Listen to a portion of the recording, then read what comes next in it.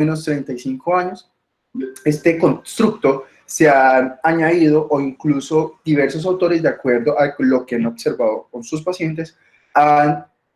dado diversas definiciones, razón por la cual no contamos con una definición única para poder denotar pues a este grupo de pacientes. Observamos pues que la descripción como tal de los pacientes ancianos o de los adultos en general crónicamente críticos se hace muy compleja, sobre todo porque el hecho de que se tengan en cuenta diferentes parámetros para su definición, pues eso hace que encontremos hallazgos dispares. Diferentes aspectos como por ejemplo el uso de códigos IE10, el hecho de que del modelo, del tipo de atención que esté recibiendo el anciano, inclusive de acuerdo a días de estancia en dicha unidad, pues estos han sido como elementos para poder dar definiciones. Y este constructo trae sobre todo importancia de acuerdo a los análisis de farmacoepidemiología y farmacovigilancia, y sobre todo en análisis de auditoría, porque el hecho de que una persona en general tenga una estancia una estancia prolongada, de acuerdo a cómo se define en cada centro asistencial, de soporte vital o de estrategias de soporte vital, eso hace pues que tenga unos impactos en costos. Con todo ello, entonces la clasificación más comúnmente utilizada, o el parámetro más bien, para poder definir qué persona es crónicamente crítica, entonces el parámetro más popular ha sido sobre todo el número de días en ventilación mecánica. Algunos autores han sugerido 4, más de 7, 10, incluso 14, 21, incluso 28 días. Para muchos autores, sobre todo en las finales de la década de los 80, utilizar 4 días se convirtió en algo atractivo, porque el hecho de que teníamos en el sistema de clasificación, en la serie 9, utilizar el número 96.72 para poder definir quiénes llevaban estancias prolongadas con soporte vital, pues era sencillo. Sin embargo, observamos que el promedio de días en el que un adulto utiliza un ventilador mecánico es más o menos 5 días, y en un anciano puede llegar incluso hasta 9, razón por la cual el hecho de que tuviese el parámetro de 4 días, pues se convirtió en realidad en un parámetro poco utilizado, dado pues a que corresponde al promedio esperado de número de días con el ventilador mecánico.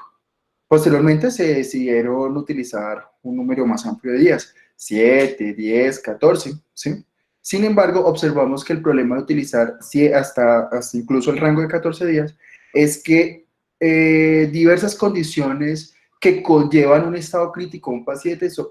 son potencialmente reversibles durante ese lapso de tiempo, razón por la cual utilizar pues esos rangos no tuvo mucha acogida. Sin embargo, vamos al límite de 21 días. ¿Qué pasa? Al utilizar como mínimo 21 días de ventilación mecánica como indicador de que un paciente es crónicamente crítico, se considera apropiado, sobre todo porque se espera que antes del día 21, la mayor parte, si no es que casi todas las condiciones que conllevan a que una persona alcance un estado crítico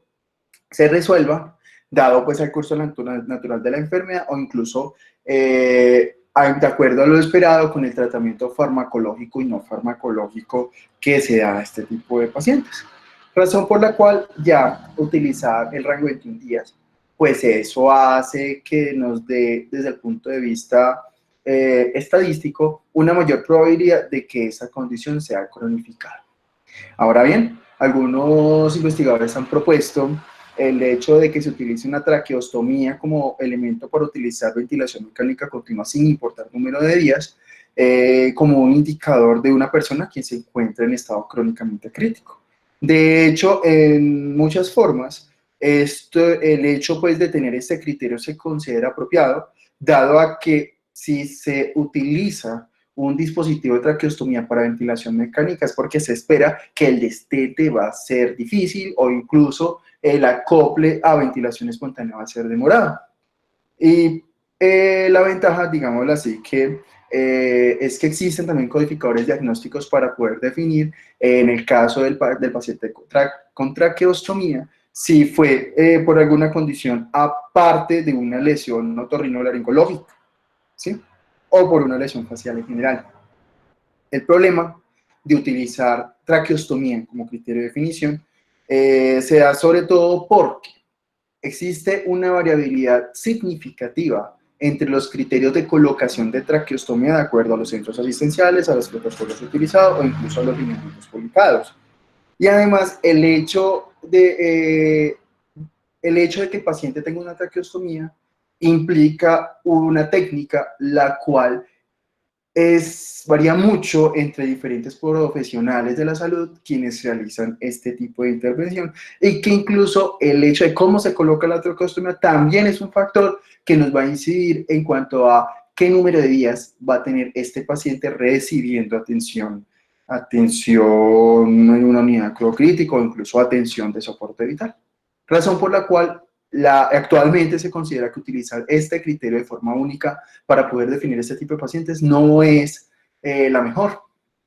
Y la siguiente, y la que ha cogido boga más reciente, es el hecho de utilizar el número de días de estancia en UCI asociado a condiciones que conlleven a perpetuación de terapia. Entonces, en este caso, algunos autores hablan del número de días de estancia en UCI, mínimo 8 días, asociado a alguna de las siguientes, y observamos que todas estas condiciones se asocian sobre todo a perpetuación de procesos de soporte vital, como el hecho de tener traqueostomía con ventilación mecánica prolongada por más de 96 horas, el hecho de tener un diagnóstico de ACV, en especial si se cuenta pues, con criterios de severidad, por ejemplo, utilizar el NIHSS al ingreso, el hecho de que además tenga un traumatismo craneoencefálico, que esa es la condición que conlleva al estado crítico, sepsis, y de hecho el hablar del anciano crónicamente crítico, la literatura reciente se ha relacionado más con el modelo de inflamación persistente propio o que puede ser el factor iniciador de una sepsis. E incluso pues el hecho de que presente heridas severas asociadas a pérdidas sanguíneas, infecciones, pues todo ello conforma pues este último criterio para poder definir pues al adulto crónicamente crítico. Incluso hay un estudio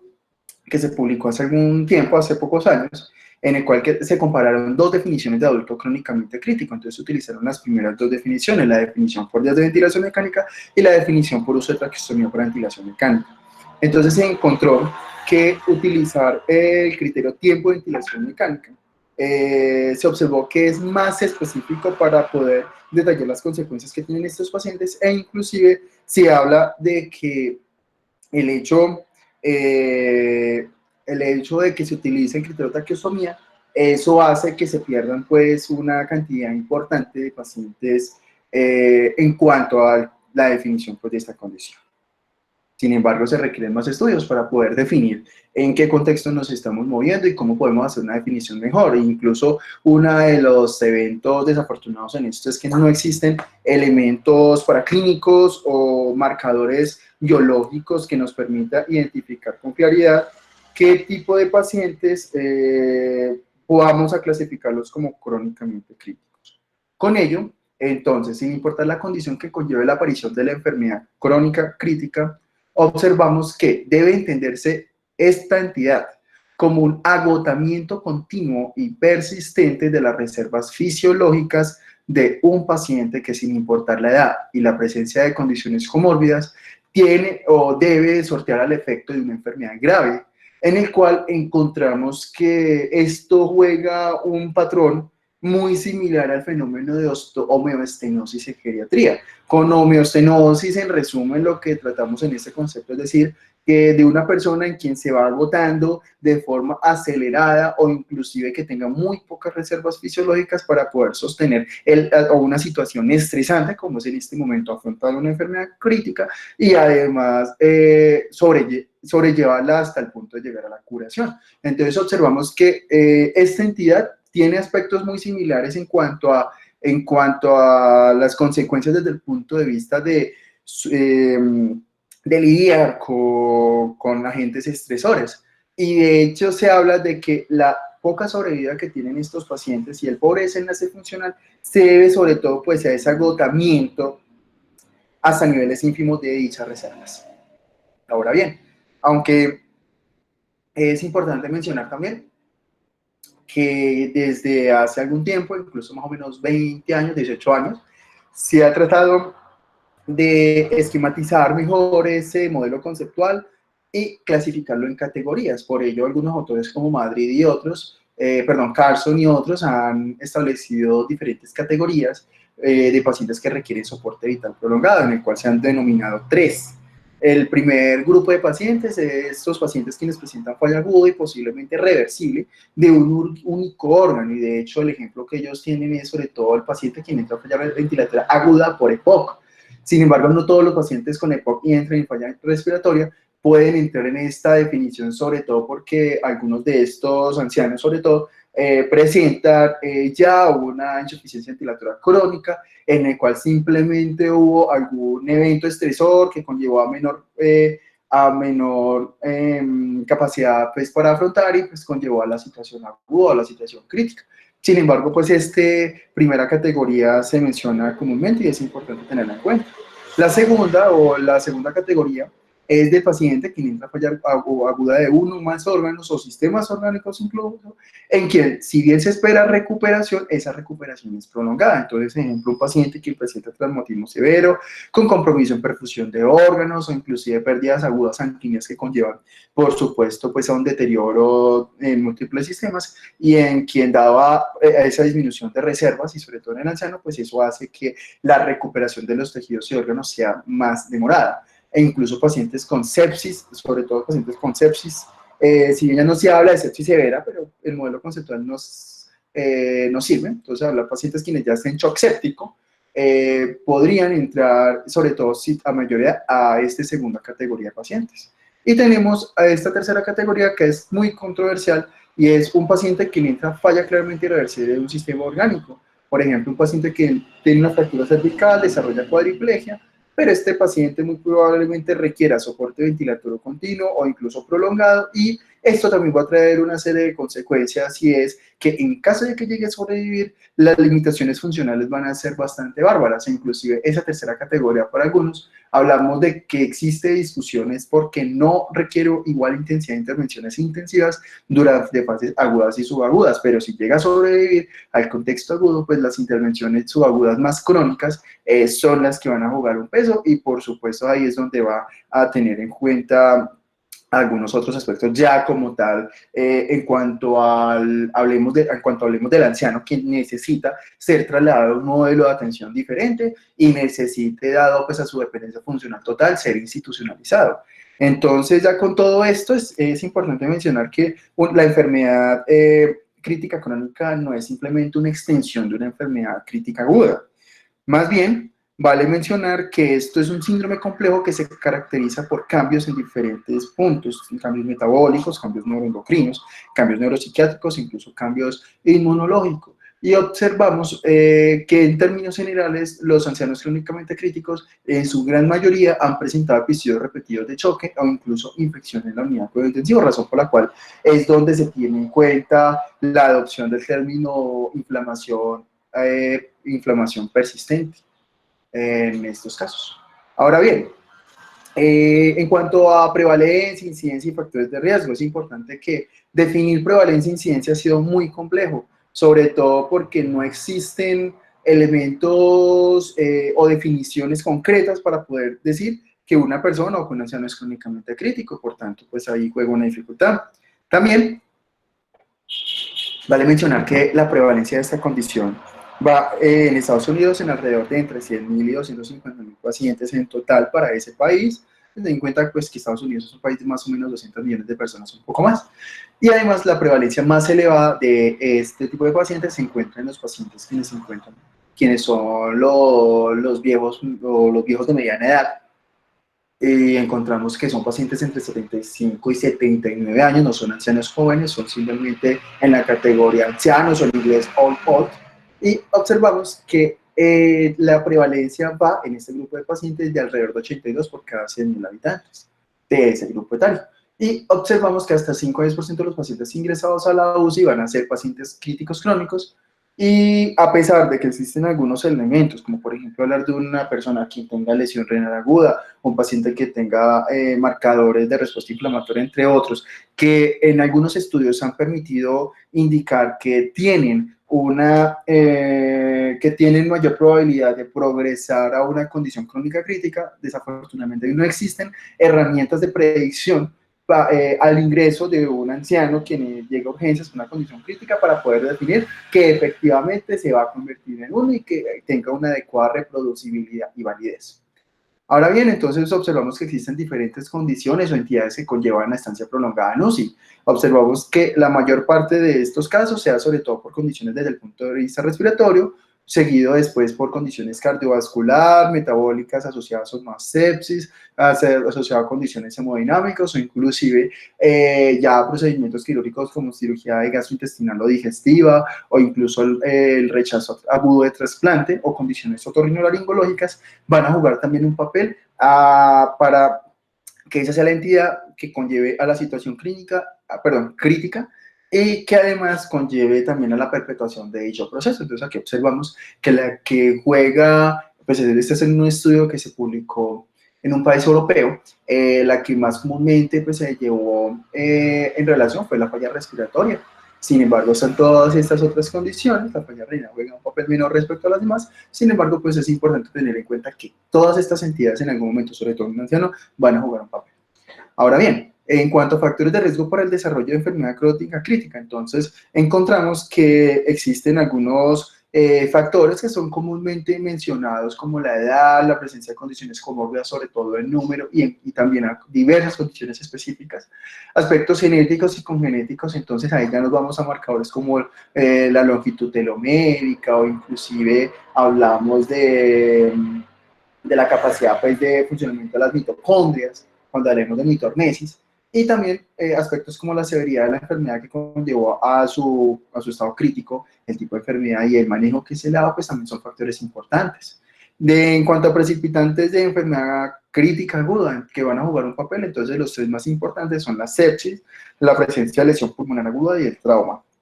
en el cual queda en interrogación, sin embargo, vale mencionar pues que de forma reciente este aspecto se ha ido aclarando, por tanto ese interrogatorio, pues, esa interrogación sobra, y es la perpetuación de una respuesta inflamatoria, lo cual va a conllevar al resultado final de una enfermedad crónica crítica asociada ya sea a debilidad, a disfunción cerebral o infección. Debilidad, como lo iremos viendo en filminas posteriores, se da sobre todo pues el acúmulo de ciertas sustancias y factores en los cuales hacen que el funcionamiento del músculo, pero no solo del músculo, sino de la unión neuromuscular, pues, sean detrimentales. Disfunción cerebral, sobre todo porque en condiciones agudas, el hecho de que haya un aumento de la permeabilidad en la barrera hematoencefálica, pues hace que con mayor facilidad pasen, ya sean citoquinas proinflamatorias o incluso especies reactivas de oxígeno, pues también juega un papel. Y las infecciones, pues en general, pues porque digamos que este es un factor tanto promotor como perpetuador de todo esto. En cuanto a factores pronósticos, vale mencionar que aspectos como que ser un anciano crónicamente crítico va a conllevar a tres cosas. Una, sobrevidas bajas. Dos, alteración cognitiva y funcional. Y tres, a dependencia e institucionalización. Incluso encontramos que solamente un 12% de los ancianos quienes sobreviven a un año de una condición crítica en quien se cataloga como enfermo crítico crónico van a llegar con una adecuada receta funcional a los 12 meses, y esto pues es importante pues porque encontramos que la funcionalidad en este tipo de pacientes, sobre todo en ancianos, es ominosa. Y factores asociados a mortalidad más elevada, entonces se han descrito estas, las que yo les iba mencionando, respecto a que si bien existen unas herramientas validadas como predictores, existen estos elementos que se han encontrado en diversos estudios, como el hecho de ser inmunocomprometido, no solamente por el fenómeno de inmunoenvejecimiento escrito en los ancianos, sino también por tener condiciones que conlleven a ello adquiridas como el consumo crónico de esteroides o inclusive tener infección por HIV. Observamos que la lesión renal aguda con terapia de reemplazo renal por más de 30 días, esa es una situación que por supuesto acaba con las reservas fisiológicas y que por supuesto se debe incluir. El hecho de que se utilicen vasoactivos por más de 30 días. Vale mencionar pues que el uso prolongado de vasoactivos pues también altera algunos sistemas de retroalimentación endocrina, neurológica e incluso cardiovasculares, razón por la cual pues también se considera que este elemento juega un papel. Tener ventilación mecánica por más de 90 días y por supuesto, y pues la que nos compete mencionar es la avanzada. Entonces, con todo ello, llevamos a un concepto y es que el estado funcional al momento de ingreso a la UCI juega un papel determinante desde el punto de vista funcional y de mortalidad, considerando pues, que muy pocos sobreviven funcionales. y que los predictores precoces de enfermedad crítica crónica durante los primeros 7 días de esa denuncia en ancianos es el hecho de tener una IMSA normal, no solamente por obesidad, sino por bajo peso, y con bajo peso nos hablamos de un índice por debajo de 18 o incluso por encima de 30, entonces ya hablamos de un paciente obeso. Además, quien tenga ventilación mecánica o que requiera desde el ingreso, tener sepsis, o incluso hablar de que tenga una alteración al ingreso del nivel de estado de conciencia de Glasgow, y por supuesto aspectos nutricionales juegan un papel. En cuanto al impacto hospitalario y a nivel social, entonces encontramos que esta es una situación que no solo compromete al paciente mismo, compromete a sus cuidadores, sobre todo pues a los que conforman su soporte social, compromete no solo al núcleo familiar, sino a la familia extendida. Y, por supuesto, también compromete al círculo social que rodea a este paciente y en general a la sociedad, si nos extendemos ya a costos en salud y a, pues, a intervenciones en salud pública. Entonces, el hecho de que existe este tipo de pacientes y el hecho de que presente toda esta serie de complicaciones que hemos ido mencionando, entonces hace que en todo este entorno se presenten esas 4 cosas. Primero, que aparezcan síntomas depresivos, incluso hasta se habla de que un 65 a 85% de las personas quienes se encuentran dentro del grupo de cuidadores pueden presentar síntomas depresivos, sobre todo pues depresión. Y por supuesto es importante que también, aunque en un porcentaje importante, aunque un poco menos que depresión, son síntomas que nos indiquen la presencia de un trastorno de estrés post-trauma, sobre todo para el paciente. Obviamente, pues el hecho de que no se logre ver una recuperación o un estado basal o funcional previo hace que requiera necesidad en la atención de sus ABD, razón por la cual pues, los cuidadores van a tener un nivel de sobrecarga elevado y van a desarrollar pues, condiciones como el burnout. Por supuesto, el deterioro físico. Observamos pues que incluso 2 de cada 3 personas quienes atienden a un cuidador pues tienen algún vínculo. Observamos pues que deben de cambiar de forma significativa su entorno laboral, o incluso deben de abandonar el trabajo o reducir el número de horas devengadas por labor o por sueldo, para poder pues, ir ante las necesidades de ese anciano, o por el contrario, tienen que buscar otras fuentes de ingresos para poder pagar un servicio de larga estancia o un hogar de ancianos, etc. Incluso por la pérdida de ingresos se observa pues por esas 2 condiciones, o porque renuncian y van a cuidarlo, o porque o porque los ingresos del núcleo familiar o del núcleo de soporte se van pues a la atención médica. Entonces, con ello observamos pues qué tiene en común, pues que requieren asistencia para las ABD y que por supuesto están pues estos elementos o estos protagonistas en cuanto a quién le ofrece dicha asistencia, los familiares, los cuidadores y otros. Observamos que en números, en costos de salud para países como Estados Unidos, entonces se observa que se invierten alrededor de 20.000 millones de dólares estadounidenses al año, sin contar las pérdidas de los ingresos de familiares en general, y que por supuesto cuando hablamos de la atención de modelos de atención en general y larga estancia, observamos que si bien son herramientas que nos permiten unos menores costos por paciente, desafortunadamente en algunos estudios se ha observado que las tasas de reingreso hospitalario cuando se institucionalicen esos pacientes sigue siendo alta. Entonces, razón por la cual en cuanto a números es importante mencionar que no solamente o no va a traer como tal un beneficio en el 100% de los casos. Entonces, en cuanto a discrepancia respecto a la esperanza de vida y de acuerdo pues a diferentes actores, entonces encontramos que si hablamos de 2 grandes grupos, uno, el personal médico o el personal asistencial, y el segundo actor, las personas del grupo primario de soporte, quienes vayan a tomar decisiones por ese paciente, observamos que en general en términos coloquiales, hay mucha desesperanza en cuanto a pronóstico y a escenas funcionales por parte del personal asistencial, pero hay demasiada con respecto a ese primer grupo para el resto pues, de los integrantes, sobre todo de los personas quienes toman estas decisiones. Entonces observamos pues, que una disgregación o una diferencia de más o menos 49-50% en cuanto a esperanza de que va a seguir viviendo o de que va a seguir siendo funcional, incluso la brecha de buena calidad de vida por paciente de 83% para los quienes toman las decisiones por el versus 4% para los médicos, pues observamos pues que ahí pasa algo. Y entonces, ¿qué es lo que pasa? Que ese nivel de discordancia elevado, si bien no se conocen estudios juiciosos y estrictos que nos indiquen cuáles son los motivos, Lo que es claro y para nadie, para ninguno de nosotros como profesionales de la salud o para estudiantes en un área de la salud, sea medicina o en cualquier otra, para ninguno de nosotros es un secreto que, que a veces como médicos nos portamos mal, sobre todo en no explicarles a los cuidadores o al grupo de soporte primario de estos pacientes lo que va a pasar con él. Casi nadie le explica a una persona por qué o qué se espera que ocurra al salir, qué se espera que ocurra al año. Y de hecho, pues con datos analizados en otros contextos se ha evidenciado que menos del 12% de los ancianos con enfermedad crónica crítica están vivos y con dependencia en ABD. Y esto va en asociación también, pues, eso va también en asociación al hecho de que se ofrezca o no estrategias de rehabilitación y soporte. Entonces, eso podría indicar pues una mayor independencia funcional. Sin embargo, tampoco hay estudios de buena calidad que nos indiquen pues que tenga alguna efectividad. Ahora bien, dentro de los mecanismos fisiopatológicos descritos, entonces observamos pues que de fase aguda en cualquier proceso crítico, entonces observamos el evento que actúa como un trigger o un evento gatillo,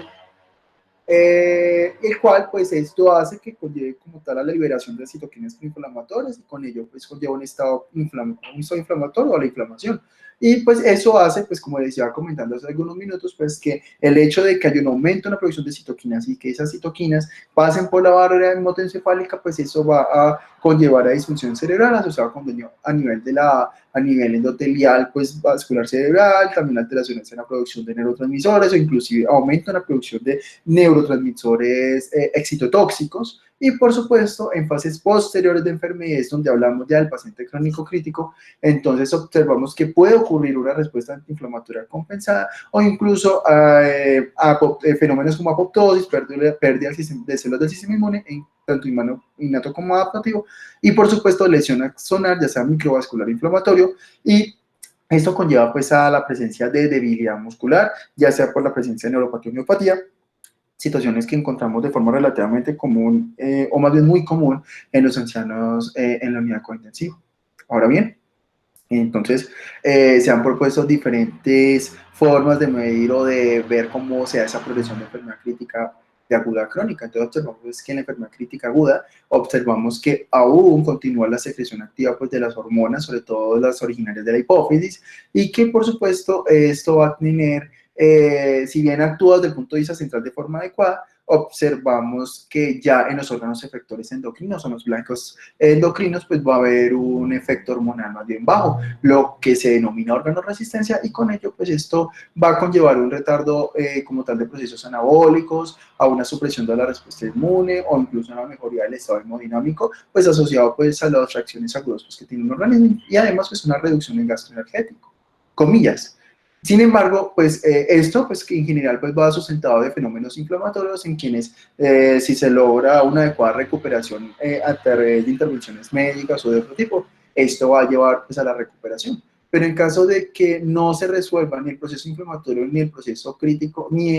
la entidad que conlleva el proceso crítico, entonces ahí es donde se desarrolla la enfermedad crítica crónica. Entonces observamos que ya el compromiso desde el punto de vista neuroendocrino ya no es a nivel de los órganos efectores o periférico, sino ya a nivel central. Entonces encontramos que hay una supresión uniforme de todos los ejes neuroendocrinos y con ello va a haber una baja actividad hormonal. Asociado a ello va a haber disfunción inmunológica, debilidad musculoesquelética y por supuesto dificultades en la cicatrización de heridas e incluso alteraciones en cuanto a agregación plaquetaria y por supuesto alteraciones en la integridad de la barrera de la mucosa intestinal. Esto es importante porque si no hay una adecuada integridad de la barrera de mucosa, esto va a conllevar, y asociado además a factores como por ejemplo una pobre ingesta de alimentos, esto va a conllevar a translocación bacteriana, y el hecho de que haya translocación bacteriana, pues eso va a hacer que se perpetúe un proceso séptico, incluso que se forme uno, y por supuesto ello pues con lo que implica pues la liberación pues, de factores inflamatorios.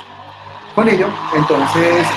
ya para hablar de debilidad muscular, entonces observamos pues, que muchos de los ancianos quienes se encuentran pues, en una UCI y sobreviven a una atención en UCI, pues desarrollan neuropatía y miopatía. Observamos pues que esto como tal lo que va a conllevar es una limitación de la movilidad y por supuesto a un agotamiento, y se ha descrito agotamiento o fatiga por uso de ventilación mecánica, en el cual pues encontramos que todo ello va a conllevar a dos grandes condiciones, que es uno, la presencia de polineuropatía de enfermedad crítica, y dos, la miopatía por enfermedad crítica. Y en general encontramos, y sobre todo por estudios electrofisiológicos, que hay una reducción sobre todo pues en la generación de esos potenciales de acción, no solamente desde el punto de vista sensitivo sino motor, y que también hay unas alteraciones en la velocidad de conducción de los impulsos. Sin embargo, si bien se tiene en cuenta que en la formación de estas condiciones como la miopatía y la habilidad de uso del paciente crítico, juega un papel alteraciones en cuanto al músculo por la presencia de bitiquinas, incluso de calpaínas o activación lisosomal en exceso, y a nivel neuronal, pues por alteraciones en la producción de selectina E, el asunto es que no se conoce en este momento cuáles son las vías o cuáles son los desencadenantes de esa disfunción microvascular y de esa alteración en la barrera hematoencefálica, que hagan que se produzca como tal ese daño neuronal. Ese punto en específico de cómo se produce el daño neuronal, sobre todo en el sistema nervioso central, pues aún se encuentran interrogantes. Incluso vale mencionar que cuando hablamos de alteraciones en cuanto a, desde el punto de vista muscular propiamente, debemos de remitirnos a dos aspectos, y es uno, alteraciones en el sistema de activación lisosomal y en asociación pues con los sistemas de ubiquitin proteasoma o los sistemas de autofagia pues a ese nivel. Y también pues se ha mencionado mucho recientemente, de hecho es la activación de unos factores de transcripción que son los factores de transcripción tipo FOXO, los cuales al haber pues esa translocación de esos factores de transcripción, entonces eso hace que se liberen o se codifiquen proteínas que como tal debe como resultado pues a que se presente una inactividad muscular, inflamación y por supuesto puede acelerar pues un proceso de malnutrición asociado pues a alteraciones desde el punto de vista mitocondrial y en asociación pues a estrés oxidativo. Ya en cuanto a efectos fisiológicos en la enfermedad crónica crítica, entonces vamos pues que esto actúa a muchos niveles, a nivel neuromuscular, lo hemos mencionado varias veces, le asocia miopatías o polineuropatía al paciente crítico, además predispone a delirium, incluso se habla de que esto genera un desacondicionamiento por pérdida de masa muscular por desuso prolongado, razón por la cual una de las intervenciones es movilidad pasiva y se recomienda. Otro es a nivel cardiovascular, el hecho pues de que ocurra los cambios desde el punto de vista cardiovascular asociado a la inmovilidad, como son por ejemplo que hay un aumento de la frecuencia cardíaca basal, que haya mayor activación simpática respecto a parasimpática, e inclusive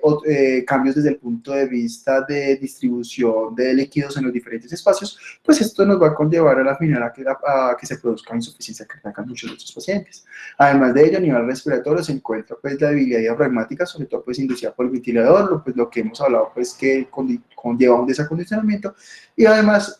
la presencia de debilidad musculo-respiratoria es asociada pues a neumonías recurrentes, aunque pues el hecho de tener un dispositivo invasivo en vía aérea pues también ese puede ser un foco potencial para el desarrollo de neumonías a repetición. A nivel renal, pues la insuficiencia renal aguda, ya sea anúrica o oligúrica, también se considera un efecto fisiológico de este tipo de enfermedades. A nivel endocrino, ya mencionamos por qué acuerda el constructo teórico, y al hematológico hablamos de la inmunosupresión, sobre todo pues en fases crónicas, inflamación crónica y anemia de enfermedad crónica, observamos muchas veces. Enfermedades infecciosas, pues al inmunocompromiso asociado, pues a ver, y al contexto hospitalario o al contexto de la UCI, pues encontramos de que con mayor probabilidad va a haber colonización, incluso infección por organismos multidrogoresistentes, y además pues una mala curación de heridas, sobre todo si el paciente es diabético. Y gastrointestinal, pues dado pues a la pobre ingesta y dado pues a los efectos de la translocación bacteriana, pues esto va a llevar a desnutrición y fenómenos malabsortivos y en asociación con la sarca, sobre todo con pobre ingesta de proteínas. En cuanto al desarrollo de inflamación persistente y supresión inmune, entonces tenemos que considerar pues que como tal el hecho de envejecer, tener lesiones severas, incluso sepsis, todo ello va a conllevar pues estados de inflamación persistente y a supresión del sistema inmunológico, por lo cual entonces cada uno de estos aspectos pues va a conllevar a que a nivel de neutrófilos, macrófagos y de células dendríticas, pues que como tal conforman tres de los protagonistas del sistema inmuninato, va a llevar pues como tal a una disminución de la activación y a la función de ese sistema inmune innato, lo cual conduce por supuesto a una menor activación, sobre todo pues a través de las células presentadoras de antígeno,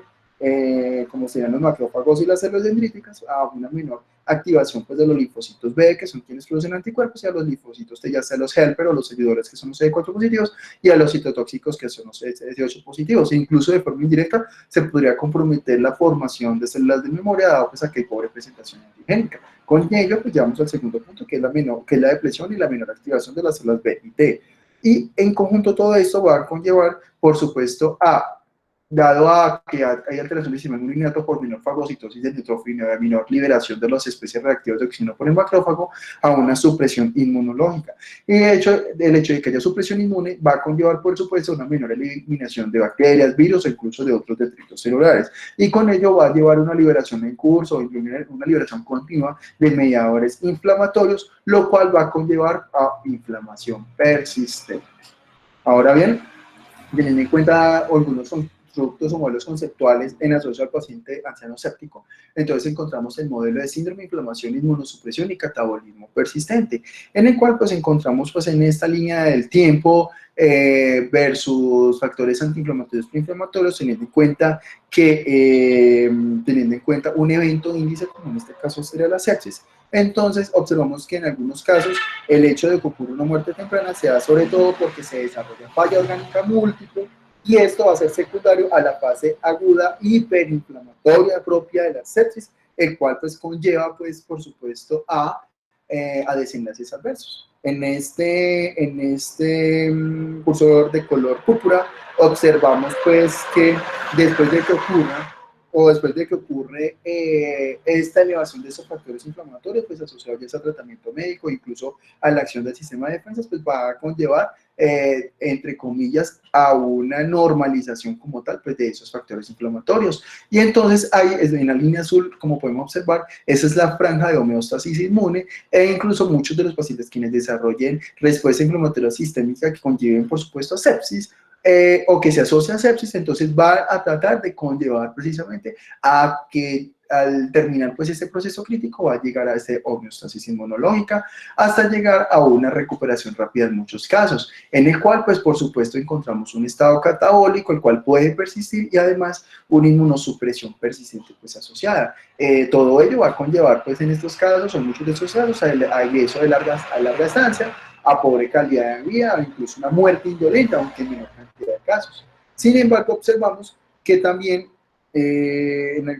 incluso hasta 35% de los pacientes pueden llegar a sepsis,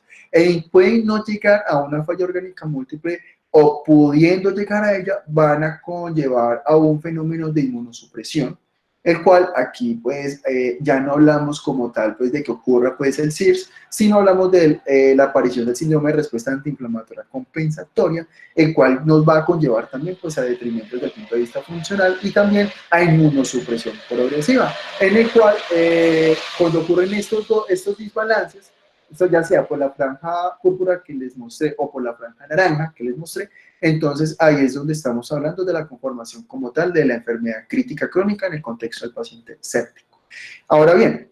observamos pues que cuando hablamos de sepsis, inflamación y enfermo crítico crónico, entonces no solamente hablamos de que hay alteración de células del sistema inmunitario adquirido, también hablamos de que puede ocurrir alteraciones en otros componentes desde el punto de vista mieloide, o inclusive encontramos como tal que el hecho de que ocurra sepsis, ¿sí? La sepsis va a conllevar como tal a una mielopoiesis excesiva, o inclusive va a conllevar pues a otros tipos de desenlaces, sobre todo pues a supresión de esas células mieloides. Entonces encontramos que, si bien se ha descrito que esa expansión de ese linaje mieloide puede tener algún beneficio de forma temprana, el hecho de que ella también, esa proliferación en exceso y forma inicial, va a conllevar una inmunosupresión ya de forma persistente o en estadios más tardíos, asociado pues a fenómenos inflamatorios crónicos, y por supuesto a que conllevemos a características clínicas pues, de la enfermedad crónica crítica. Observamos, por supuesto, que en esto juegan un papel muy importante, pues, aspectos como, por ejemplo, liberación de mediadores como interleuquina 10, factor transformante de crecimiento beta, o inclusive las especies reactivas de oxígeno, asociado pues incluso a algunos aminoácidos como la arginina. Y además, vale mencionar como tal que el hecho pues de que se presente todo ello va a conllevar a un aumento en la susceptibilidad a infecciones nosocomiales o incluso a repetición pues de este ciclo y por supuesto los factores que nos van a conllevar a muerte indolente en el contexto del anciano crónicamente crítico séptico es sobre todo los que tienen que ver con malnutrición y caquexia, asociado a una menor masa muscular magra e incluso a una menor capacidad para la movilidad e inclusive pues en asocio pues con procesos perpetuadores. Ahora bien, en cuanto al papel de los factores nutricionales en el desarrollo de la enfermedad crítica crónica, entonces tenemos en cuenta que el índice de masa corporal y en relación con el estrés inflamatorio persistente observamos pues que en pacientes obesos se da todo, sobre todo por la relación entre el exceso de tejido adiposo, el intestino, y en pacientes quienes tienen desnutrición proteico-calórica se da sobre todo por disfunción inmune asociada y que los fenómenos descritos en inanición se dan sobre todo por carencia de cofactores asociados con menor función celular y por supuesto una alteración en la integridad de la mucosa intestinal con alteración del sistema mal y translocación bacteriana. Ahora bien, en cuanto a las vías divergentes del desarrollo de inflamación y supresión de inmunidad anciana, encontramos estas sumatorias de estas funciones, que el envejecimiento, sobre todo por el acúmulo de estrés oxidativo en el celular, la lesión choque séptimo, lo cual produce estrés celular agudo, y la desnutrición, la cual es una condición estresante que puede ser reversible, todo ello va a conllevar un menor número y función celular de las células, del sistema inmune y además una menor eliminación de la infección asociada a lesión tisular, lo que conlleva inflamación persistente y supresión inmune en estos casos. Ahora bien, ya teniendo en cuenta todo este abordaje fisiopatológico y etiológico, entonces, ¿cuáles van a ser las manifestaciones clínicas o cuáles van a ser los hallazgos que más comúnmente vamos a encontrar? Entonces, el hallazgo que por supuesto va a ser el clave es la falla ventilatoria que requiere ventilación mecánica prolongada, aunque el hecho, pues ya mencionamos, pues que la definición de cuánto es prolongado, pues eso también depende de los autores, pero para propósito de esta conferencia nos vamos a quedar en 21 días. Otros aspectos, además de la parte del ventilador, es que con mucha frecuencia, incluso hasta 86-88%, vamos a encontrar algún tipo de alteración cutánea, y sobre todo por ruptura de piel o incluso formación de úlceras de decúbito, y además en asocio a deficiencias nutricionales y a inmovilización prolongada. Ahora bien, otros aspectos que vale abordar es la presencia de debilidad. Perdón, un segundo, creo que ocurrió, me dejó de compartir la pantalla. ¿Ven la pantalla?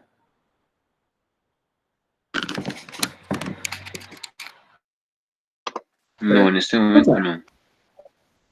No se está compartiendo nada. Deme un segundo, que es que tuve un problema técnico, se me desconectó el proyector. ¿Me escuchan? Sí. Sí, Sí, me escucho. Perfecto. Entonces, no, la pantalla no está. Ya compartí una la pantalla. Toda la pantalla, pantalla 2. Deme un segundo, busco la presentación.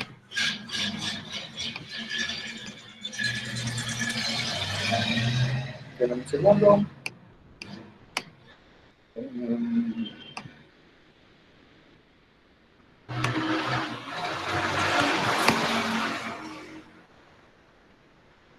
Listo, ¿ya ven la pantalla? sí, ok, sí, usted. Listo. ¿Y la pantalla? No.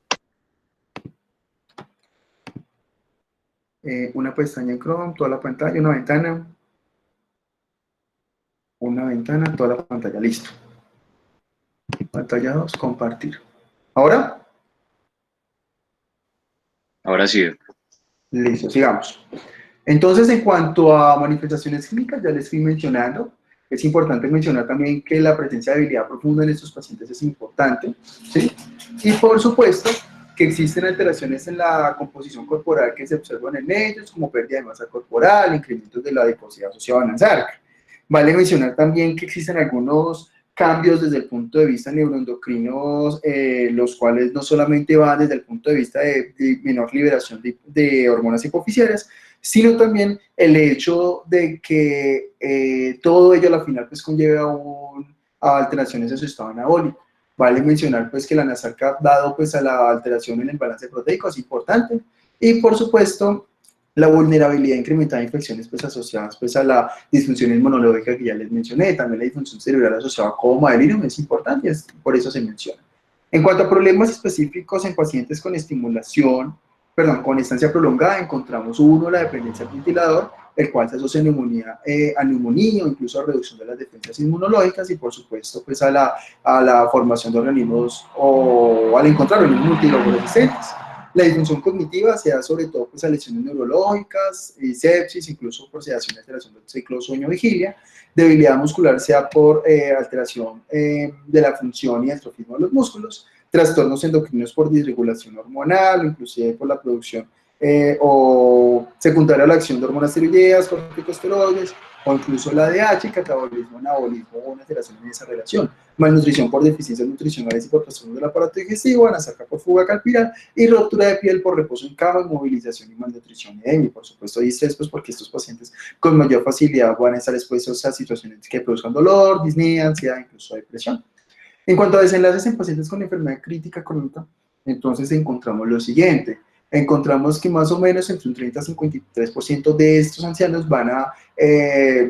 ser liberados del ventilador mecánico en fase aguda del cuidado hospitalario. Sin embargo, como tal, el tiempo promedio en el cual se quedan con ese ventilador mecánico es de 16 a 37 días. En cuanto a mortalidad, encontramos tasas de mortalidad pues, de 20 a un 49% durante su estancia. En otras palabras, la mitad de los pacientes se van a morir. Y a los 12 meses, más o menos, la mortalidad pues, va a llevar incluso hasta un 70% de ese grupo de pacientes, por lo que encontramos pues, que en verdad quienes sobrevivan un año posterior pues, al egreso hospitalario, pues en verdad son muy pocos. Y además, en cuanto a deterioro cognitivo y funcionalidad, observamos que casi todos van a egresar con algún grado de compromiso, sobre todo si es anciano, ya sea a nivel físico, cognitivo o inclusive en esferas sociales, y la mayoría van a requerir institucionalización y menos del 12% sobreviven con adecuada funcionalidad. La carga funcional ya quedó muy claro, el por qué se establece la carga, y como les iba diciendo, más del 80%, 84%, tienen cambios significativos en la distribución del hora laboral y también en la percepción de ingresos. Y comunicación, observamos que hasta un 93% de los familiares refieren no haber recibido información sobre posible dependencia funcional al egreso ni sobre vida en un año. O sea, 9 de cada 10 médicos no le estamos explicando a los familiares de los pacientes ni al propio paciente qué va a pasar con él, y esto es malo. Y con ello pues traigo pues este análisis de esta revisión sistemática con metaanálisis en los cuales observamos de acuerdo a diferentes autores los desenlaces de grupos de cohortes de ancianos con ventilador mecánico en quienes encontramos pues, que la edad promedio de este grupo de pacientes todos oscilan entre los 60 y 71 años. Observamos que gran parte de esos tienen condiciones pulmonares crónicas, pero en este grupo de pacientes, o en estos grupos, en el estudio de Gracie, encontramos que más o menos 63% de los pacientes quienes llegaron a condición crítica crónica pues fue asociado pues a complicaciones prolongadas de un posoperatorio que llevó pues estancias prolongadas a UCI. Y por supuesto pues estos datos varían de acuerdo pues a los parámetros que se utilizaron para poder hacer los análisis, y pues con ello pues conllevo a mencionar pues que si bien existen algunos estudios que muestran qué es lo que está pasando, hay otros aspectos pues que hay que también intervenir. Con todo ello, ya para terminar, entonces traigo panorama general de objetivos terapéuticos en el anciano con enfermedad crítica crónica, en el que, por supuesto, el primer parámetro es la asistencia ventilatoria, y con la asistencia ventilatoria no es sí, va a quedarse con el ventilador mecánico para siempre, o sí, vamos a utilizar, vamos a desmontarlo así de forma abrupta, no es tan sencillo. Es importante tener en cuenta que hay algunos aspectos antes de poder tomar una u otra decisión. Lo segundo aspecto es trabajar en funcionalidad y cognición, sobre todo en movilidad de acción temprana, prevención de delirio y neurorehabilitación. La otra es intervenciones nutricionales asociadas a suplementación de déficit de vitaminas, al ajuste de trastornos hidroelectrolíticos. Lo cuarto es la prevención de infecciones, y quinto son los cuidados del final de la vida asociados pues, con directrices de avance. Entonces observamos pues, que como tal, trabajar en un paciente clínicamente crítico no es aspecto solamente del médico general o del médico geriatra o del médico de familia, no. O solamente son cuidados de enfermería o solamente fisioterapia, no. Observamos que el trabajo es de todos, y observamos que debemos de trabajar de forma interdisciplinaria y por supuesto multidisciplinaria, en el cual pues, los equipos en los que idealmente se deben de trabajar son pues conforman muchos profesionales de la salud, incluso terapias de lenguaje, terapeutas físicos, nutricionistas, entre otros, en el cual pues observamos que es que casi todos los autores quienes hablan de tratamiento o de manejo de estos grupos de ancianos, todos se van pues, a estos mismos 5 enfoques, por lo cual existe una uniformidad respecto a qué hacer con ellos, a pesar de que no haya muchos estudios publicados al respecto. Como recomendaciones generales, autores como Megan establece que se deben implementar políticas y prácticas institucionales y gubernamentales enfocadas en los escenarios funcionales de estos grupos de pacientes. Además, considera que se deben de establecer alternativas antes de colocar traqueostomía, por ejemplo, descontinuar tecnologías de propagación de la vida asociado a los cuidados de hospicio con el propósito de que se permita la muerte confortable. Además, establecer equipos interdisciplinarios para apoyar al personal médico en discusiones y toma de decisiones y, por supuesto, evaluar de forma completa factores clínicos y pronósticos de forma individual. Entonces, en primer punto, asistencia ventilatoria. Entonces, ¿cuáles son los aspectos que podemos manejar desde el punto de vista de un paciente crítico para poder llevar pues, un mejor desenlace? Entonces, tener en cuenta para evitar la fatiga asociada pues, a ventilador mecánico, el hecho de utilizar una ventilación mecánica con bajas presiones y bajos volúmenes, en quien todo ello como tal va a conllevar a una menor concentración de mediadores inflamatorios que medien producción de síndrome de distrés respiratorio agudo y, por supuesto, además, todo ello en últimas previene la aparición de debilidad diafragmática, cual se asocia a peor pronóstico. Y en cuanto a técnicas de rehabilitación pulmonar temprana, es importante mencionar que el hecho de que se realicen estas mismas va a llevar como consecuencia reducir niveles de citoquinas, aumentar el número de días libres de ventilador, inclusive promover independencia funcional. Y ejemplos de estas estrategias, por ejemplo, tener en cuenta un periodo de ventana de ventilación para aumentar respiración, para tener en cuenta una mayor probabilidad de desarrollar respiraciones espontáneas, reducir concentraciones de sedantes o analgésicos utilizados. Y en desarrollo, apenas van en fase 2 de estudios por FDA, la utilización de N-acetilcisteína, vitamina E, anticuerpos monoclonales como el rutoliximab. En cuanto al segundo punto, es que la recuperación funcional y cognitiva, encontramos que la integración de la terapia física en el contexto del anciano crónicamente crítico es solo una extrapolación de los datos en pacientes críticos agudos, el cual la movilización temprana como tal mitiga el desarrollo, la severidad y la duración de debilidad post-UCI, y esto previene el desarrollo del irimismo y del número con ventilador. Además, vale mencionar que se ha extrapolado en estos grupos de pacientes sin elemento de resistencia o incluso el hecho de que realicen juegos de realidad virtual, ya sea con Nintendo Wii o con algunas otras plataformas, el cual pues ha tenido también algunos hallazgos prometedores en cuanto a desenlaces funcionales y por supuesto el uso de utilizar electroestimulación pasiva muscular para prevenir pues desacondicionamiento o para tratar ya un desacondicionamiento. Y en intervención en factores asociados a disminución de la densidad mineral ósea, encontramos pues que si bien se ha documentado que manejar deficiencias de vitaminas debería ser un aspecto clave, sobre todo en cuanto a su relación con el estrés oxidativo, desafortunadamente pues no se ha encontrado evidencia que suplementar sin que necesariamente haya un déficit de vitaminas, sobre todo vitamina D, pues va a conllevar a mejores desenlaces, incluso una sobreingesta de vitaminas conlleva a reacciones adversas, que eso es algo que no queremos en un anciano. Además, vale mencionar que hay que tener en cuenta su estado tiroideo y paratiroideo, para poder determinar sobre todo si existen o no normalidades neuroendocrinas asociadas y por supuesto el uso de fosfonatos, si bien se ha visto como prometedor en estos casos en cuanto a intervención de densidad mineralosa, vale mencionar pues que hay estudios que controvierten esto. Y en delirium, pues por supuesto tener en cuenta las medidas antidelirium aplican para este grupo de pacientes también y tener en cuenta que el uso de benzodiazepinas o incluso antipsicóticos debería reservarse solamente para el hiperactivo. Esto aplica para todo grupo de ancianos. En el diario semanal de actividades, esto es una propuesta que tienen algunos italianos. Algunos italianos proponen que en el anciano que no se encuentre en un síndrome de inmovilidad o en quien se encuentre en un síndrome de acondicionamiento pero no sea severo y sea capaz de realizar algunas actividades o algunas ABD, entonces se tiene en cuenta este horario en el cual observamos que está cada uno de los días de la semana y pues se tiene en cuenta cuáles van a ser las actividades en las cuales se va a enfocar. Ahora bien, en intervenciones nutricionales, vale mencionar que promover la nutrición temprana de forma integral es el aspecto más importante en este bloque, el que ha permitido mejores desenlaces y por supuesto el que previene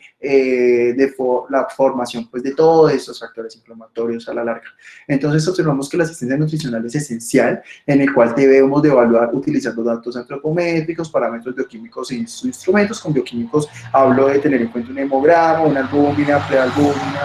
etcétera, que son parámetros que nos van a poder definir de forma indirecta cómo está el hierro, cómo está la función hepática y con ello pues vamos a establecer más o menos qué forma se está llevando pues, el metabolismo o más bien a todos los demás aspectos orgánicos que influyen en nutrición. Hablan de que dado pues a que hay un desbalance sobre todo pues en la relación masa-grasa, se debe utilizar elementos como la bioimpedancia, sin embargo, pues no es fácilmente accesible, pues que un anciano llegue a un bioimpedanciómetro.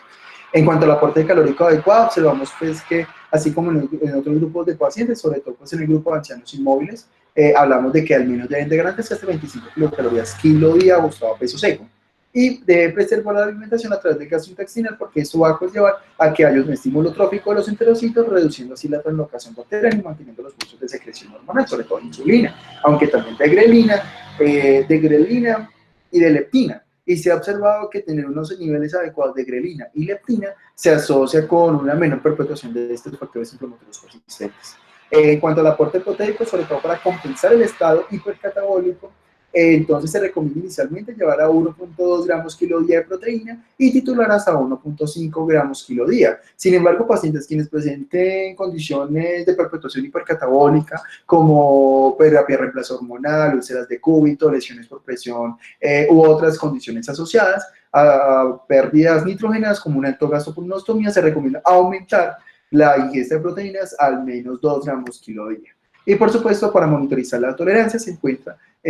algunos aspectos que se deben mejorar, como el dolor, ya sea abdominal o la distensión, vómito y diarrea, los cuales pues esto conlleva más pérdidas. Además, vigilar signos sugestivos del síndrome de realimentación es importante tener en cuenta o estar en búsqueda de activa alteraciones del fosfato, del potasio o del magnesio, los cuales pues, nos conlleven pues, ese síndrome de realimentación. En cuanto a intervenciones nutricionales, encontramos que en pacientes que requieran nutrición enteral más allá de 30 días, se debe o se recomienda instalar una gastrostomía o una jejunostomía como medida de soporte. Y además, si encontramos que esa condición crítica crónica conlleva un estado de resistencia a la insulina, entonces hay dos opciones: o disminuimos la ingesta pero garantizamos unos niveles adecuados de séricos de glucosa, o utilizamos de forma paralela también pues, la administración de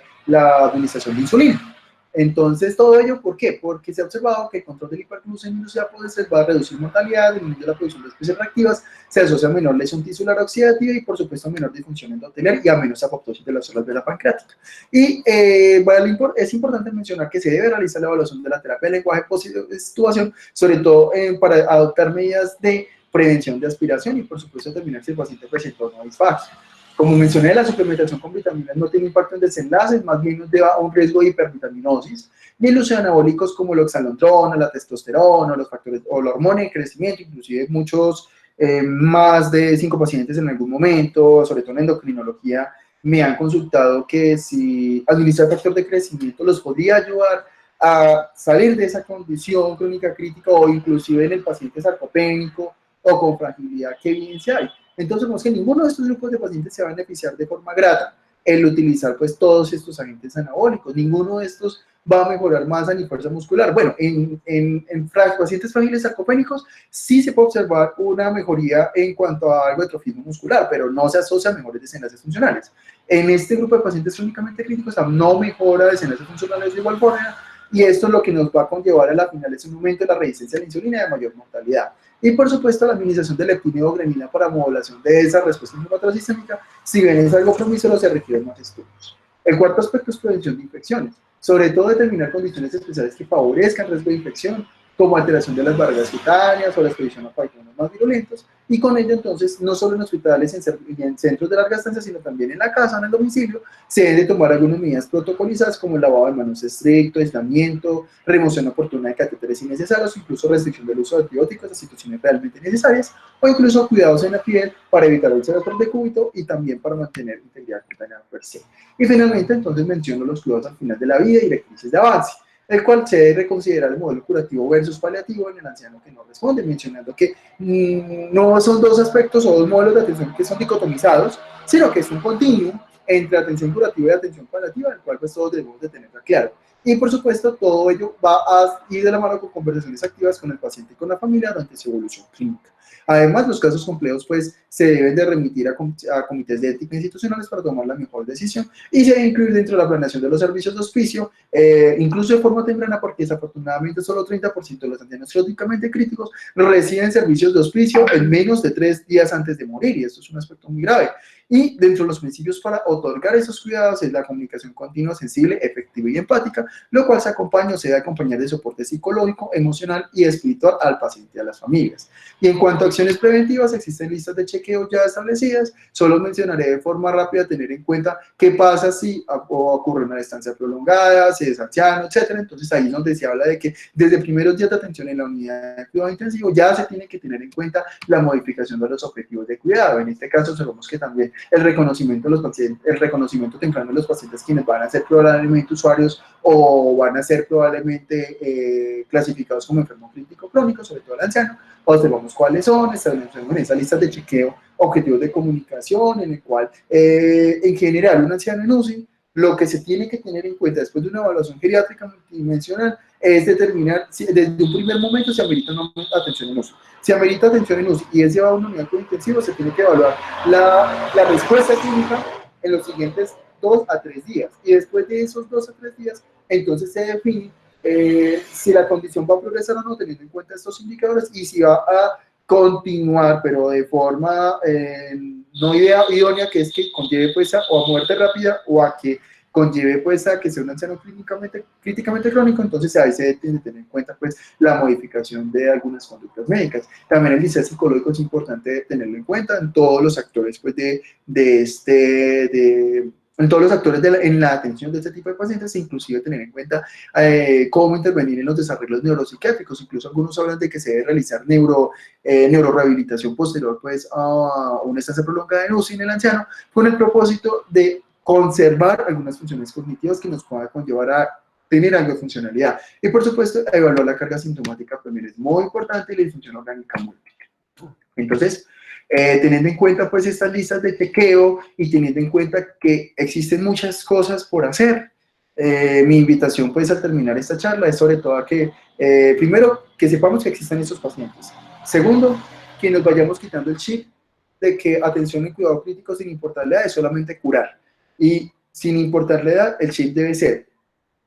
lograr un propósito curativo con la mayor funcionalidad posible. Y lo tercero, y esto no me canso de mencionarlo, y es que todos en algún momento vamos a envejecer, y por supuesto es importante que desde ya establezcamos algunas